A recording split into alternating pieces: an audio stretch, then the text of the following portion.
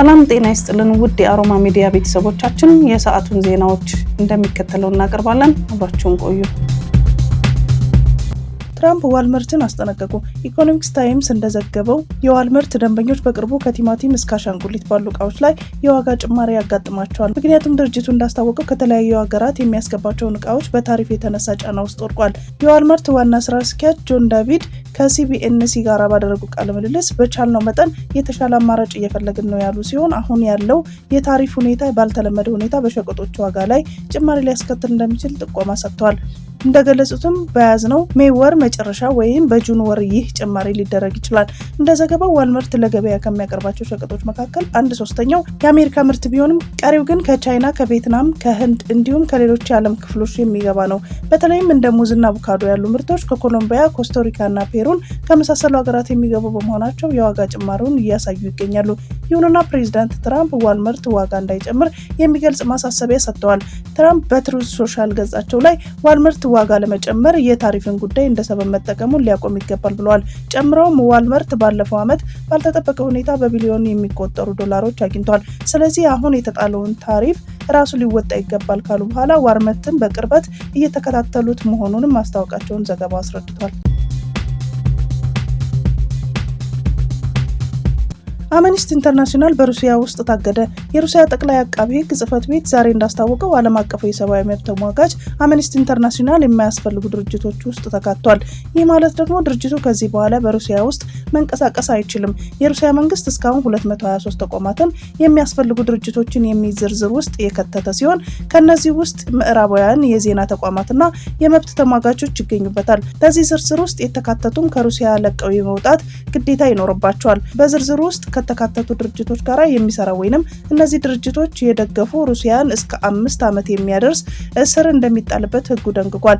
የሩሲያ አቃቤ ህግ በዛሬው ውሳኔ አምነስቲ ኢንተርናሽናል በዓለም አቀፍ ደረጃ የሚከናወኑ ሩሲያ ጠል ፕሮፓጋንዳዎች ማዕከል ነው ያለው ከመሆኑም በላይ ለዩክሬን የሚሰራ አድርጎ ገልጾታል። አምነስቲ ዜና እስከተዘጋጀበት ጊዜ ድረስ የሰጠው መልስ የለም።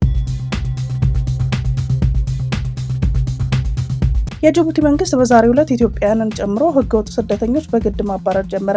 የጅቡቲ መንግስት ዶክመንት የሌላቸው ስደተኞች በፈቃደኝነት ለቀው እንዲወጡ ጥሪ አስተላልፎ የነበረ ሲሆን በፈቃደኝነት ሀገሪቱን ለቀው ያልወጡ ፖሊስ እያፈሰ ወደ ካምፕ ሲያስገባ የቆየ ሲሆን በዛሬው ዕለት ሁሉንም ህገወጥ ስደተኞች ናቸው ያላቻቸውን በዛሬው ዕለት ማባረር ጀምራለች።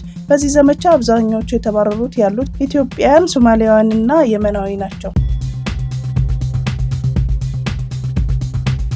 በደቡብ ሱዳን 60 ሺህ ህጻናት ለምግብ እጥረት ተጋላጭ ሆነዋል ተባለ። ሀገሪቱ በድምሩ 2.1 ሚሊዮን የሚደርሱ ህጻናት የተመጣጠነ ምግብ ማግኘት እንዳልቻሉ ተገልጿል።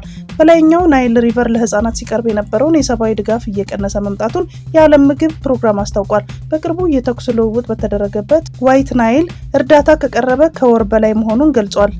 መንግስት በአሳሳቢ ቦታዎች የምግብ አቅርቦት እንዲደርስ አስቸኳይ ሁኔታዎችን እንዲፈጥር ድርጅቱ አሳስቧል። የእስራኤሉ ፕሬዝዳንት ቤንጃሚን ኔታንያሁ በጋዛ ላሉ ፍልስጤማውያን ምግብና መድኃኒትን ጨምሮ ሰብአዊ እርዳታ በአስቸኳይ እንዲጀምር ትናንትና ፈቅደዋል። እርዳታው ለሐማስ ታጣቂዎች በማይደርስበት መልኩ ይሰራጫል ስለመባሉ ዩፒአይ ዘግቧል። በርካታ ዓለም አቀፍ ድርጅቶች እርዳታ ለመስጠት ዝግጁ መሆናቸውን የእስራኤል ከፍተኛ ባለስልጣናት ለኢየሩሳሌም ፖስት ተናግረዋል። በተባበሩት መንግስታት ድርጅት የዓለም ምግብ ፕሮግራምና የተባበሩት አረብ ኤሚሬቶች ከእርዳታ አቅራቢዎች ቀዳሚዎቹ ናቸው ተብሏል።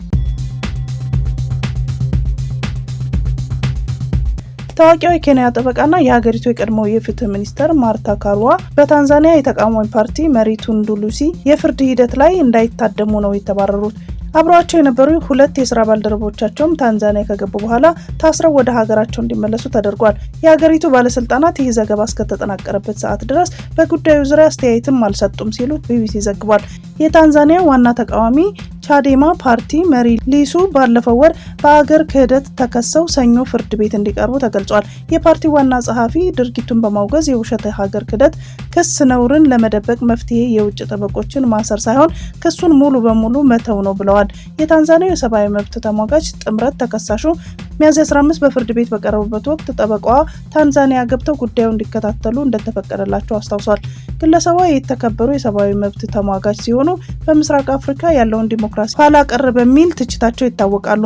ባለፈው ዓመት ከኬንያ ታፍነው ወደ ትውልድ ሀገራቸው የተወሰዱና በሀገር ክህደት ክስ ስለተከሰሱት የኡጋንዳ ተቃዋሚዎች ፖለቲከኞች ጥብቅና እንደቆሙ ዘገባው ጠቅሷል። ግለሰቡ እንደ አውሮፓውያን አቆጣጠር ከ2005 እስከ 2009 የኬንያ የፍትህ ሚኒስትር ሆነው ያገለገሉ ሲሆን በ2022 ፕሬዝዳንታዊ ምርጫ የቀድሞ መሪ ራይላ ኦዲንጋ ተወዳዳሪ ነበሩ። በሮማኒያ እሁድ ዕለት በተካሄደ ፕሬዝዳንታዊ ምርጫ ሊበራሊስት የሆኑት ኒኮስ ኦርዳን አሸንፈዋል።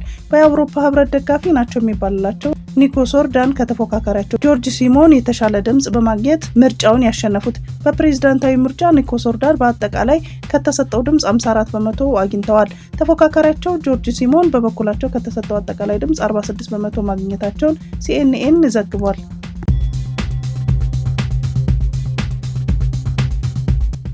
የደቡብ አፍሪካ ፕሬዝዳንት ሲሪል ራማፎሳ ሀገራቸው ከአሜሪካ ጋር የገባችበትን ውጥረት ለማርገብ ያለመ ጉብኝት ለማድረግ ወደ አሜሪካ አቅንተዋል። ዋይት ሀውስም ከአሜሪካ አቻቸው ዶናልድ ትራምፕ ጋር ረቡዕ ዕለት ለመነጋገር ቀጠሮ ተይዞላቸዋል። ሁለቱ ሀገራት በነጭ ደቡብ አፍሪካውያን ላይ ይፈጸማል በተባለ ስደትና በእስራኤል የጋዛ ጦርነት ጉዳይ ላይ ውጥረት ውስጥ መግባታቸው ይታወቃል። የደቡብ አፍሪካ ፕሬዝዳንት ጽሕፈት ቤት እንደገለጸው ሁለቱ መሪዎች በሁለትዮሽና በጋራ ዓለም አቀፍ ጉዳዮች ላይ ይወያያሉ። በተጨማሪም ራማፎሳ አሜሪካ ከደቡብ አፍሪካ በሚገቡ ምርቶች ላይ በጣለችው ቀረጥ መቅረት በሚችልበት ሁኔታ ላይ ከትራምፕ ጋር እንደሚወያዩ የሚጠበቅ መሆኑን ኤስኤቢሲ ዘግቧል። ጉብኝቱ በሀገራቱ መካከል ካለፉት 10 ዓመታት ወዲህ እጅግ የተቀዛቀዘውን ግንኙነት ዳግም ለማደስ ያለመ መሆኑን ተዘግቧል። ይህ ጉብኝት የሚካሄደው ፕሬዝዳንት ዶናልድ ትራምፕ በደቡብ አፍሪካ ለከፋ ችግር ተጋልጠዋል ያለቻቸውን 59 ነጭ ደቡብ አፍሪካውያንን አሜሪካ በልዩ የማዘዋወሪያ እቅድ ተቀብላ እንዲሰፍሩ ከፈቀደች ከጥቂት ቀናት በኋላ ነው። በተያያዘ ፕሬዝዳንት ሲሪል ራማፎሳ ከአሜሪካ እስከሚመለሱ የማዕድንና የነዳጅ ሀብት ሚኒስትሩን እንደ አውሮፓውያን አቆጣጠር ከግንቦት 18 እስከ 22 ቀን 2025 ድረስ የደቡብ አፍሪካ ተጠባባቂ ፕሬዝዳንት አድርገው መሰየማቸውን የፕሬዝዳንቱ ጽሕፈት ቤት ይፋ አድርጓል።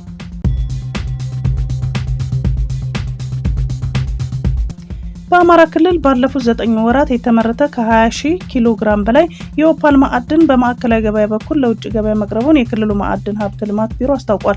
ለውጭ ገበያ ከቀረበው የኦፓል ማዕድን ምርት ከ7.4 ሚሊዮን ዶላር በላይ ገቢ መገኘቱን የቢሮ ኃላፊ ኃይሌ አበበ ተናግረዋል። በቀሪው ሩብ የበጀት ዓመትም እሴት የተጨመረበት የኦፓል ምርት ለማቅረብ ጥረት እየተደረገ ነው ተብሏል። በክልሉ ያለውን የማዕድን ሀብት በማልማት ከዘርፉ የሚገኙ ገቢ ለማሳደግ የሀገር ውስጥና የውጭ ባለሀብቶችን በመሳብና በመደገፍ ትኩረት ተሰጥቶ እየተሰራ መሆኑን መናገራቸውን ኢዜአ ዘግቧል።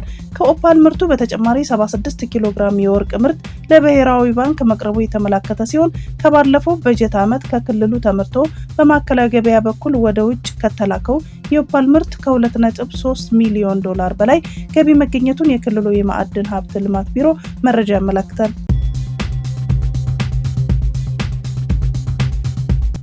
ፔንታጎን ትራምፕ ወርቃማ ጋሻ ሲሉ የሰየሙትን የሚሳኤል መከላከያ ስርዓት ለመገንባት ለዋይት ሀውስ የተለያዩ አማራጮችን ማቅረቡ ተገልጿል። የፕሬዝዳንት ዶናልድ ትራምፕ ራዕይ የሆነውን ይህ ስርዓት አሜሪካን ከረጅም ርቀት ሚሳኤሎችን ጥቃት ሊከላከል የሚችል ሲሆን በ100 ቢሊዮን ዶላሮች ሀገሪቱን እንደሚያስወጣ ተገምቷል። ትራምፕ በሚቀጥሉት ቀናት የተሻለ የሚሉትን አማራጭና ዋጋውን ያሳውቃሉ ተብሎ ይጠበቃል። ይህን ውሳኔ በህዋ ላይ የተመሰረተ ሚሳኤል መከላከያ ዘዴን በሚቀጥሉት ዓመታት ውስጥ ለማዳበርና ወደ ስራ ለማስገባት መንገድ የሚቀይስ ነውም ተብሎለታል። የፔንታጎን ቃል አቀባይና ከፍተኛ አማካሪ የሆኑት ሴን ፓርሌን አሜሪካውያንና ሀገራችንን ከተለያዩ ዓለም አቀፍ የሚሳኤል አደጋዎች የሚከላከል ስርዓት ረቂቅና የትግበራ እቅድ ተዘጋጅቷል ሲሉ ለሲኤንኤን ተናግረዋል። በቻይና ከ30 ዓመት በላይ ከ36 ሚሊዮን ዶላር በላይ ጉቦ የተቀበሉ ከፍተኛ የፖለቲካ አማካሪ በቻይና የሞት ፍርድ ተፈረደባቸው። ውሳኔው የተላለፈባቸው የሻንቺ ግዛት ኮሚቴ የቀድሞ የፓርቲ ጸሐፊና ሊቀመንበር ሃንዮንግ ናቸው። እንግሊዝና የአውሮፓ ህብረት ግንኙነታቸውን ለማደስ ተስማሙ። በዚህም ከብሬግዚት በኋላ የመጀመሪያ የሆነው የንግድና የመከላከያ አጋርነት ስምምነት ፈርመዋል። ስምምነቱ በአውሮፓ ህብረት ፕሬዝዳንት ኡርሱላ ቮን ደር ላየን እና በእንግሊዝ ጠቅላይ ሚኒስትር ኬር ስታርመር አማካኝነት ተፈጽሟል።